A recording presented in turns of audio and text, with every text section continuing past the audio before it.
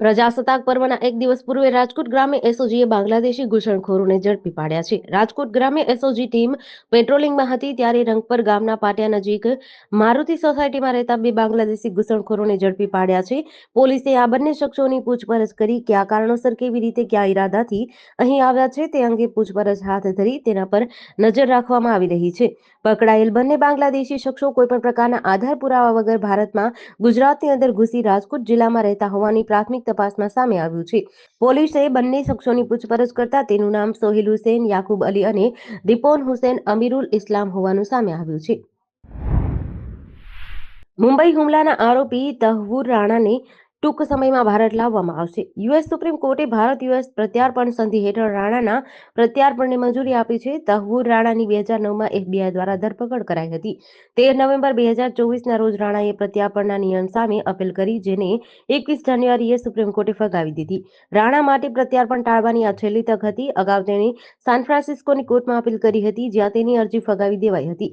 US કોર્ટે પોતાના નિર્ણયમાં કહ્યું, બંને દેશો વચ્ચે પ્રત્યાર્પણ સંધિ હેઠળ તેને ભારત મોકલી શકાય છે. મુંબઈ હુમલાની 405 પાનાની ચાર્જશીટમાં રાણાના નામનો આરોપી તરીકે ઉલ્લેખ છે. આ મુજબ રાણા ISI અને લશ્કરે તૈયબાનો સભ્ય છે. ચાર્જશીટ મુજબ રાણા હુમલાના મુખ્ય આરોપી ડેવિડ કોલમેન હેડલીને મદદ કરી રહ્યો હતો. 26 નવેમ્બર 2008ના રોજ 10 લશ્કરે તોયબાના આતંકીઓએ મુંબઈ પર હુમલો કર્યો હતો. એમાં 166 લોકો માર્યા ગયા હતા અને 300 ઘાયલ થયા હતા. આજે મહાકુંભનો 13મો દિવસ છે. આજે સવારે કિલા ઘાટ પર એક બોટ પલટી ગઈ હતી. બોટમાં સવાર 10 લોકો ડૂબવા લાગ્યા. જલ પોલીસે બધાને બચાવ્યા હતા. તમામને પ્રાથમિક સારવાર માટે ખસેડાયા હતા. મહાકુંભ વિસ્તારમાં સેક્ટર 2 પાસે વહેલી સવારે બે વાહનોમાં અચાનક આગ લાગી હતી. ફાયર બ્રિગેડની ટીમે આગને કાબૂમાં લીધી હતી. ફાયર ઓફિસર વિશાલ યાદવે કહ્યું, એક વાહનમાં આગ લાગી હતી. તેની પાસે પાર્ક કરેલી બીજી કાર પણ આંશિક બળી ગઈ હતી. કારણ હજુ સ્પષ્ટ નથી. આ પહેલા 19 જાન્યુઆરીએ સેક્ટર 19માં સિલિન્ડરમાંથી ગેસ લીક થવાના કારણે આગ લાગી હતી, જેમાં 180 ટેન્ટ બળી ગયા હતા. પ્રખ્યાત ગાયક ગુરુ રંધાવાએ શુક્રવારે મહાકુંભમાં સ્નાન કર્યું હતું. તેણે એક્સ પર લખ્યું, હું એક નવી શરૂઆત કરી રહ્યો છું. સીએમ યોગી આજે ફરી પ્રયાગરાજ પહોંચી રહ્યા છે. મહાકુંભ શરૂ થયા બાદ આ તેમની ત્રીજી મુલાકાત છે.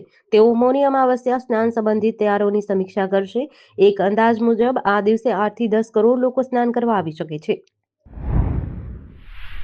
ભાજપના નેતા પ્રવેશ વર્માએ શનિવારે દિલ્હીના પૂર્વ સીએમ અરવિંદ કેજરીવાલના કટઆઉટને યમુના નદીમાં ડુબાડ્યું હતું. તેઓ સવારે લગભગ 10 વાગ્યે આરટીઓના યમુના ઘાટ પહોંચ્યા. ત્યાર પછી તેઓ બોટમાં બેસીને નદીમાં ગયા અને કેજરીવાલના કટઆઉટને યમુનામાં ડુબાડ્યું હતું. કેજરીવાલના કટઆઉટ પર લખ્યું હતું, હું નિષ્ફળ ગયો છું, કૃપા કરીને મને માફ કરો. કટઆઉટમાં કેજરીવાલના કાન પકડાયેલા દેખાય છે. પ્રવેશ વર્માએ કહ્યું, કેજરીવાલે યમુનાની સફાઈનું વચન પૂરું કર્યું નથી. અમારી સરકાર બનતાની સાથે સાબરમતી રિવરફ્રન્ટની જેમ યમુના રિવરફ્રન્ટ બનાવવામાં આવશે. પ્રવેશ વર્માએ કહ્યું, આપણે યમુના મૈયાના પાણીને સાફ કરી શકીએ છીએ. તેને સાફ કરવું એ રોકેટ સાયન્સ નથી. મશીનો અને સીવરેજ ટ્રીટમેન્ટ પ્લાન્ટ દ્વારા તમામ કામ દૂર કરવો જોઈએ. વોટર ટ્રીટમેન્ટ પ્લાન્ટ બનાવવો જોઈએ. અમારી સરકાર બનતાની સાથે જ સાબરમતી રિવરફ્રન્ટની જેમ યમુના રિવરફ્રન્ટ બનાવવામાં આવશે. વાપી જીઆઈડીસીની પોલીસે એટીએમ કાર્ડ બદલીની છેતરપિંડી કરનાર ગેંગના એક સભ્યને મુંબઈથી ઝડપી પાડ્યો છે. આ ગેંગના 3 સભ્યો મુંબઈથી કાર ભાડે કરીને વાપી આવ્યા હતા અને એટીએમ કાર્ડ બદલી છેતરપિંડી કરી હતી. સેલવાસના ઉલ્ટન ફળિયામાં રહેતા નિખિલ મુન્ના ગુપ્તાના પિતાનું હાર્ટ ઓપરેશન વાપીની 21st સેન્ચુરી હોસ્પિટલમાં હોવાથી 20 જાન્યુઆરીએ તેઓ પરિવાર સાથે વાપી આવ્યા હતા. નિખિલની માતાએ તેને એટીએમમાંથી ₹5000 ઉપાડવા મોકલ્યો હતો. નિખિલ તેના મામાના દીકરા સાથે ગુંજન પોલીસ ચોકી સામેના યુનિયન બેંકના એટીએમમાં ગયો હતો. નિખિલ જ્યારે એટીએમમાં પૈસા ઉપાડવાની પ્રક્રિયા કરી રહ્યો હતો ત્યારે બે શખ્સો અંદર આવ્યા અને કહ્યું, આરામથી પૈસા નીકળશે, અને બીજા શખ્સે એક કાર્ડ સાફ કરવાના બહાને કપડાથી લૂછીને પરત આપ્યું હતું. આ દરમિયાન તેઓએ નિખિલનું એટીએમ કાર્ડ બદલી નાખ્યું હતું અને પછીથી તેના ખાતામાંથી ₹15000 ઉપાડી લીધા હતા. દક્ષિણ ગુજરાતની 3 નગરપાલિકાઓની આગામી ચૂંટણીને લઈને ભાજપ એક્શન મોડમાં છે. વલસાડ, ધરમપુર અને પારડી નગરપાલિકાની ચૂંટણી માટે ઉમેદવારી નોંધણીની પ્રક્રિયા શરૂ થતાં વહેલી સવારથી જ ભાજપના કાર્યાલયો પર ઉમેદવારોની ભીડ જામી હતી. વલસાડ નગરપાલિકામાં સૌથી વધુ 12 વોર્ડની 44 બેઠકો માટે જિલ્લા ભાજપ કાર્યાલય ખાતે ઉમેદવારી ફોર્મ ભરવાની પ્રક્રિયા શરૂ કરવામાં આવી છે. પારડી નગરપાલિકામાં 7 વોર્ડની 28 બેઠકો માટે પારડી ભાજપ કાર્યાલય ખાતે અને ધરમપુર નગરપાલિકામાં 6 વોર્ડની 24 બેઠકો માટે ધરમપુર ભાજપ કાર્યાલય ખાતે ઉમેદવારી ફોર્મ ભરવાની કામગીરી હાથ ધરાઈ છે. ત્રણેય નગરપાલિકાઓમાં કુલ 96 બેઠકો માટે ચૂંટણી થશે. ભાજપના કાર્યકરોમાં ટિકિટ મેળવવા માટે ભારે ઉત્સાહ જોવા મળી રહ્યો છે. સુરતના ગોડાદરા વિસ્તારમાં ધોરણ 8માં ભણતી 14 વર્ષીય વિદ્યાર્થિનીના આપઘાત બાદ આજે અખિલ ભારતીય વિદ્યાર્થી પરિષદ દ્વારા આદર્શ પબ્લિક સ્કૂલ બહાર ઉગ્ર વિરોધ કરવામાં આવ્યો હતો. વિદ્યાર્થિનીના પરિવારના આક્ષેપ મુજબ સ્કૂલ સંચાલકો દ્વારા ફી ભરવાના દબાણને કારણે વિદ્યાર્થિની આઘાતજનક પગલું ભરવા મજબૂર થઈ ગઈ હતી. વિરોધ દરમિયાન એબીવીપીના કાર્યકર્તાઓએ સ્કૂલ સંચાલકો વિરુદ્ધ ચીફલો કર્યો અને તાત્કાલિક પગલાં લેવાની માંગ કરી હતી. તેમની માંગ હતી કે વિદ્યાર્થિનીની પરિસ્થિતિ અંગે નિષ્પક્ષ તપાસ થાય અને સ્કૂલ સંચાલકો સામે કડક કાર્યવાહી કરવામાં આવે.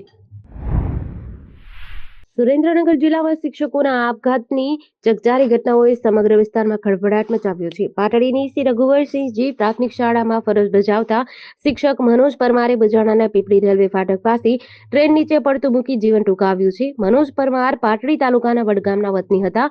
હાલ પાટડી બજાણા રોડ પર રુદ્રાક્ષ સોસાયટીમાં રહેતા હતા. તેમની તાજેતરમાં જ ઓડુ પ્રાથમિક શાળામાંથી પાટડીની શ્રી રઘુવરસિંહ પ્રાથમિક શાળામાં બદલી થઈ હતી. પ્રાથમિક તપાસમાં જાણવા મળ્યું છે કે તેમની પત્ની ઘણા સમયથી ઘર છોડીને જતી રહી હતી, જેથી તેઓ માનસિક તણાવમાં હતા. આ ઘટના વિશેષ ચિંતાજનક એટલા માટે બની છે કે માત્ર 24 કલાકની અંદર જિલ્લામાં બીજો આપઘાત નોંધાયો છે. આ અગાઉ પાટડીના ઉપરિયાળા ગામના એક શિક્ષકે કડી નર્મદા કેનાલમાં આપઘાત કર્યો હતો. ભાવનગર જિલ્લા જેલમાં આજીવન કેદની સજા ભોગવી રહેલા 12 કેદીઓમાંથી 9 કેદીઓને વહેલી મુક્તિ આપવામાં આવી છે. ગુજરાત જેલ વિભાગના ડીજીપી ડોક્ટર KLN રાવના માર્ગદર્શન હેઠળ અને જેલ અધિક્ષક LM રાઠોડના પ્રયાસોથી આ નિર્ણય લેવાયો છે.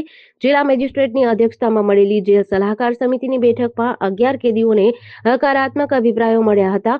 આ કેદીઓએ 14 વર્ષની સજા પૂર્ણ કરી છે અને જેલમાં સારી વર્તણૂક દાખવી છે.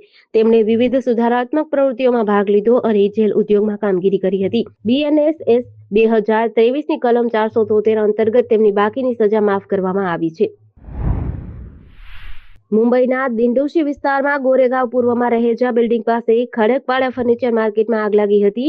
આ આગમાં 50 ગોડાઉન બળી ગયા છે. આગ સવારે લાગી હતી. ઘટનાની જાણ મળતા જ ફાયરની ટીમ પહોંચી હતી અને આગમાં કાબુ લેવાનો પ્રયાસ કર્યો હતો. આ દુર્ઘટના મલાડ પૂર્વના ખડકપાડામાં થઈ હતી. પોલીસે આસપાસની દુકાનો ખાલી કરાવી છે. એક કેમિકલ ફેક્ટરી, લાકડા, રબર અને કાપડના ગોડાઉનમાં આગ લાગી હતી.